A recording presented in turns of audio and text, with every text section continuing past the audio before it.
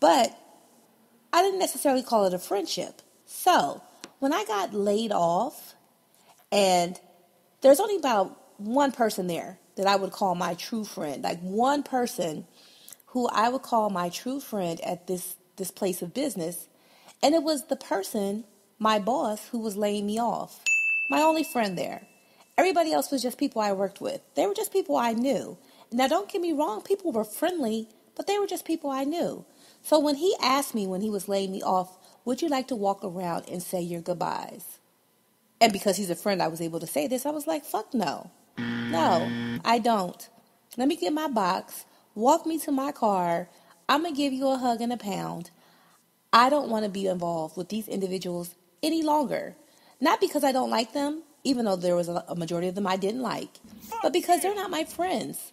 And when I leave here, I more than likely will not speak to any of them ever again.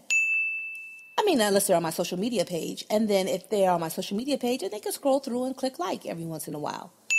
But I say this to say that I never confused my work dynamic with a friend dynamic. There were people there who I was friendly with, and if I see them, I'll speak and I'll say hello. And there are people there that I knew. I might even know a little bit about their life. Like I might know about their kids. I might know about some of their relationships and things of that nature. But at the end of the day, they were of no consequence to my life. We weren't mucking it up. I wasn't telling them my personal business. We weren't, they just had no bearing on my life. And they had no investment in me. And I had no investment in them. And that was the only reason why I was able to walk away and not be devastated with this separation. Because I know people who've been laid off who go through a serious separation anxiety. For me, I was like, deuces, bye. See y'all later. And I keep in contact with the one person who I call my friend. And that's my ex-boss. He and I are cool. We laugh at the same things. We understood the same things. He's brilliant. I'm brilliant. I mean, I have a different level of brilliance, but he's brilliant. I'm brilliant. And we had a dynamic where we were invested in each other outside of the workplace. I want to see him do well. Him, his family, he likewise with me. So we were what you consider friends. Everybody else, not so much.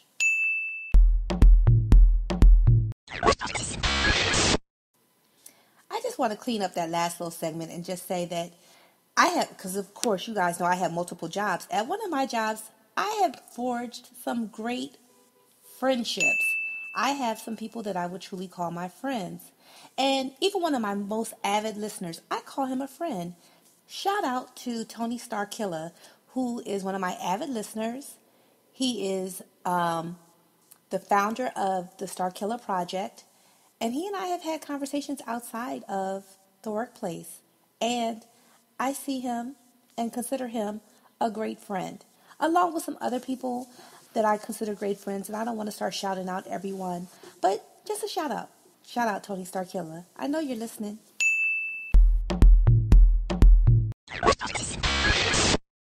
My most favorite quote in the whole wide world is from the late, great Dr. Maya Angelou. And what she said was, when people show you who they are, believe them. And so I have lived my life by that. And one of the things that I can say, even like taking that quote a little bit further, when people show you who they are and you can believe who they are and you can still be their friend, that's a friend. Because friends know who you are and love you anyway. So it's not a person on social media who is just clicking like aimlessly, or someone who is maybe has some back and forth banter with you on social media about a similar interest. Yeah, you might find yourself in a group where your interests are similar, but you're just in a group of people that are friendly, who have similar interests. Now, if you take your dynamic a little bit further, then so be it. Maybe you can call someone a friend.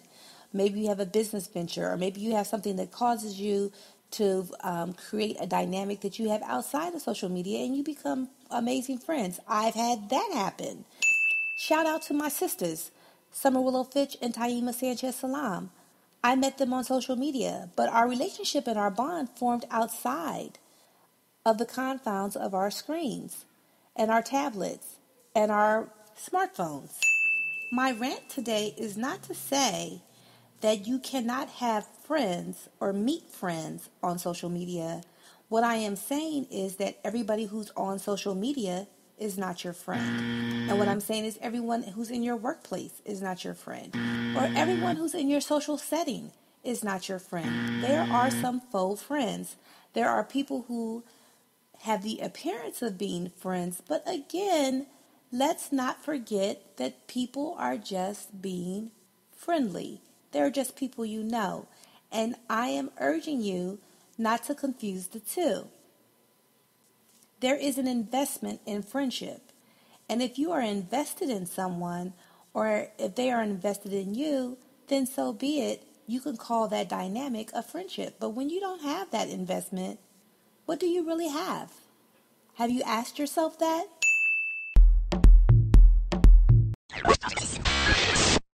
So let me close with this. At the beginning of this podcast, I told you about the chick who told me I needed to relax and I wasn't going to have any friends. My response to that is I have friends. I already have friends, and I'm not on social media to make any new friends, but should I meet some new friends or make some new friends, then so be it. But I'm not invested in social media. I'm not invested with the people that I work with. I'm not invested with some of the people who, heck, I go to church with. Well, let me just say, I haven't been to church in like forever, but when I go to church, I'm not invested. And there's other situations and settings that when I'm there, I'm being friendly, but I'm not invested in the individuals that are there. And it's not no big deal because they're not invested in me. And it's okay. I'm not saying that with maliciousness or with any type of animosity or anger. I'm just saying that this is the realistic aspect of what is going on. And so I just want everyone to understand in this podcast that I'm not saying that you can't make new friends. I'm just saying let's not call everyone who you have friended a friend. And let's not make the assumption that everyone that you are surrounded with or is in your social setting or is in your not so social setting. Let's not make the assumption that they are worthy enough to be considered or called a friend. Let's just refer to them as people you know, acquaintances. Let's do that. But we need to start to realize that the title of friendship should not be easily given to our foes. Thank you for listening to Unsolicited Advice from That Chick You Know. And if you'd like to hear more from me, That Chick You Know, please follow me on Instagram or Twitter at IndyTrot, INDYTROT, or like me on Facebook, India L. Trotter.